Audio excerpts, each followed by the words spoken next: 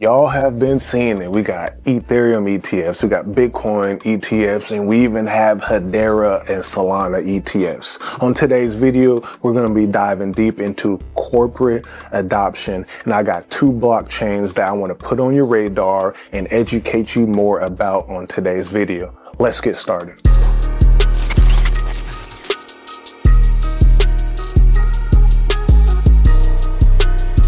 So I got this thing pulled up called Ethereum Treasury Holdings, and we're going to break down all of the different companies that are accumulating Ethereum and putting Ethereum on their balance sheet. These companies is basically holding the line and making sure that the ETH price stabilizes and go up. That's the game plan. So number one, BitMine Immersions, and that is run by Tom Lee, one of my favorite analysts for stocks and crypto. But right now, they own 2.9% of all of available Ethereum on the market, worth almost $12 billion. That's 3,505 723 Ethereums, right?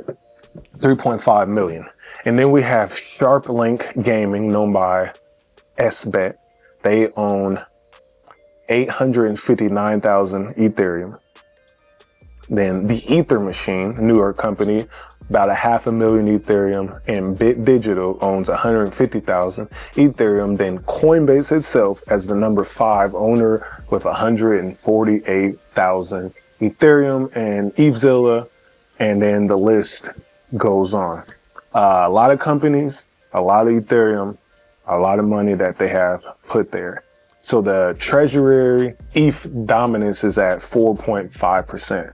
That's just corporations. Okay. Basically, the stock market is paying attention, and most of them are in the United States getting to the bag. Now let's look at Bitcoin. Bitcoin is where it all started. Top 100 public Bitcoin treasury companies. Number one, Strategy, also known as MicroStrategy, owns 641,000 Bitcoins. That's a lot of Bitcoin. They stock ain't doing as well as it was doing right now. However, that's a crazy number. Bitcoin's at 101,000 right now, and they own 641,000. You do the math. Crazy. Number two, Marathon Holdings. We like Marathon, mining company. And then we have XXI, ticker CEP. Then we have a Korean company, Metaplanet. Then we have Bullish Standard Company, Bitcoin Standard Treasury Company. I mixed that with Bullish. Bullish is number 6. Number 7, Riot Platforms, another miner. Number 8, Bitcoin, Hunt 8 Mining, and then Clean Spark. And which is kind of funny also, Donald Trump's Trump Media and Technology Group is at number 11, right above Tesla, Block, and Strive. So these 12 companies all own double, 11,000, 10,000 or more Bitcoins, but no one's close than MicroStrategy at 641,000. So they're all locked in. Bitcoin treasuries. This is the real truth of crypto adoption. Now, let's dive into Hedera, the newest big corporate blockchain crypto on the market right now. So October was a groundbreaking month for institutional grade Hedera network adoption. From an HBAR ETF listing and network staking boost to agentic DeFi and verifiable AI for governance enterprise. Let's dive in. So Hedera's highlights. Here we go. A great month for Hedera. So it was a month that transformed institutional grade development into tangible validation, from regulatory approval to technological innovation. October captured Hedera at an inflection point. The network is proven, positioned, and pushing new boundaries. It was all about progress without pretense, with Hedera rising to the moment it was built for all along. Well written. I like the way they said that. By the end of the month, Hedera had established the kind of credibility that didn't need defending. The work had caught up to the promise. October wasn't necessarily a crescendo, rather the point where you stop hoping something will work and start realizing it already does. So here's the key highlights. HBAR achieves spot ETF status in the United States. Let's give them a hand. DAP Radar reports shows record growth. Staking address gets an HBAR boost. Hedera and Accenture take center stage at NVIDIA's GTC. And Agent Hustle merges AI and DeFi on Hedera. Obviously, this one here to me is the biggest. So let's focus more on this one. Last month, HBAR became the third ever cryptocurrency to achieve a spot ETF status in the United States. The Canary HBAR ETF, ticker HBR, began trading on NASDAQ, offering regulated direct market access through a fund holding HBAR in custody with BitGo, Trust Company, and Coinbase custody. Coinbase involved with everything. The approval validated Hedera's approach to building institutional grade infrastructure from the start. With a governance council that includes the likes of Google and IBM, they plugged in basically. The network combines transparency, stability, and compliance at a level few can match. 12 additional HBAR linked ETFs have since been filed by asset managers like Grayscale in 21 shares. For Hedera, the milestone represents more than market access. It affirms a design built for enterprise scale, predictable fees, and security supporting mission critical applications. The ETF marks as the beginning of a new phase in regulated digital finance. The Hedera bulls is like, let's get it. So kudos to y'all. Some more key updates by Masari. This is the state of Hedera in Q3. All the blockchains are basically dropping some type of info every quarter to keep their investors, their users updated on their progress. Key update, Hedera advanced institutional adoption as DeFi liquidity rebounded, and Wyoming selected the network to support the Frontier stable token, the first US state-issued stablecoin. And we covered that when that happened a few months ago. That's a very interesting. A state, a little over 1 million people got their own stablecoin on the Hedera blockchain. So HBAR market cap up 43% to 9 billion. That was due to the ETF announcement pump. DeFi TVO up 53%. That's good. And active accounts up 15%. Q3 was popping. Now, let's dive into some asset tokenization for Hedera. So they made this post that says ERC 3643 has arrived on Hedera. This is a token standard. Asset Tokenization Studio now supports dual token standards, ERC 1400 plus ERC 3643, empowering issuers to launch globally compliant modular digital assets on Hedera. So here's the deep dive, but essentially reading the headlines, expanding Hedera's tokenization capabilities, right? And this is it right here, the big part. So ERC 3643 plays a pivotal role in enabling enterprises to issue assets that can be directly attributed to verified KYC, KYB identities. So these are verifiable, like if a government or another institution want KYC built in before you buy their token, let's say a real world asset token, a treasury or a gold or something, this is the type of standard that they want. Asset Tokenization Studio allows organizations to issue, manage, and transfer digital assets in a way that is both compliant and secure, unlocking new opportunities for regulated and institutional use cases across the Hedera ecosystem and beyond. Essentially, they're getting ready for when the US government wants to hit that button and open the floodgates for tokenization. So that's what I got for y'all for Hedera. Let me know what you think about that.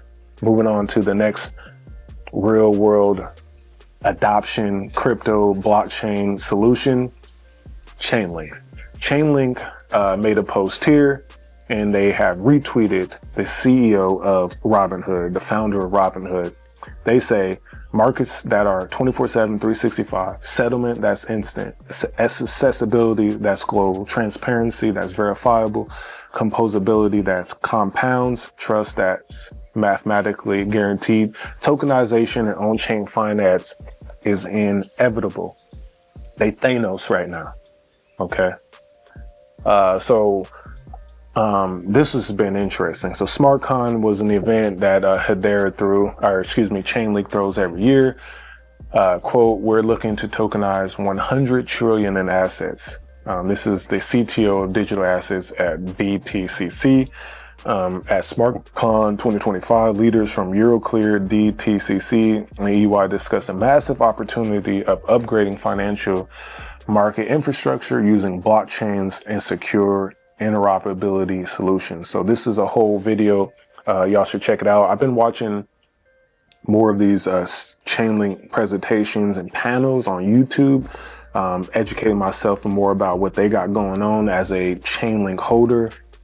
I think they are doing some interesting work that could be over the head and beyond the understanding of an average crypto investor. However, I think these videos are doing a lot of education for me of what's happening on the back end and what type of facilitation is going on with crypto and legal clarity.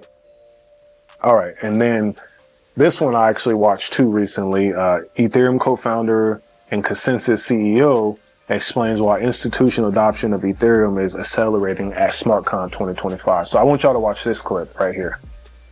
When you get to the point where a rigorously decentralized protocol has been operating nonstop with 100% uptime for over 10 years, and a decentralized finance ecosystem has been built where people are putting real world assets in different forms, and people are inventing new approaches to money, to stable money.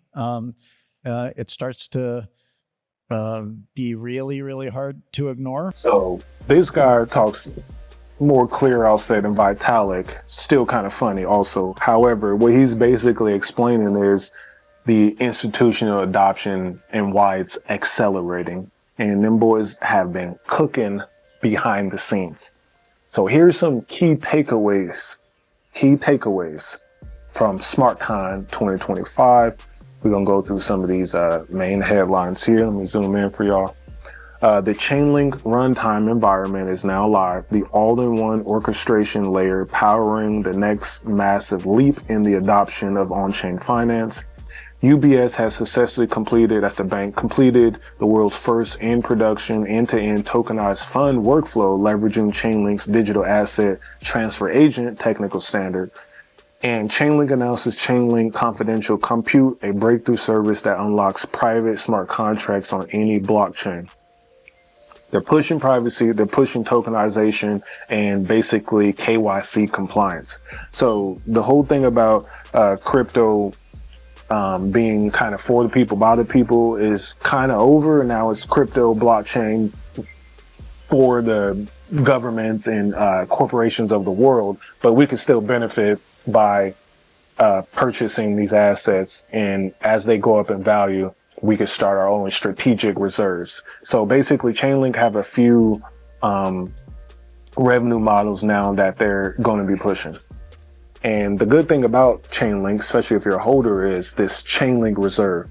The Chainlink Reserve is a strategic reserve, a link funded by revenue from various off-chain and on-chain sources. So that was just more revenue sources that they just put out.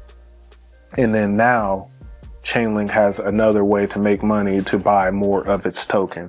And their average cost right now is at $20.49. So they're a little under. They need to keep buying. They currently have 729,000 reserves worth $11.1 million.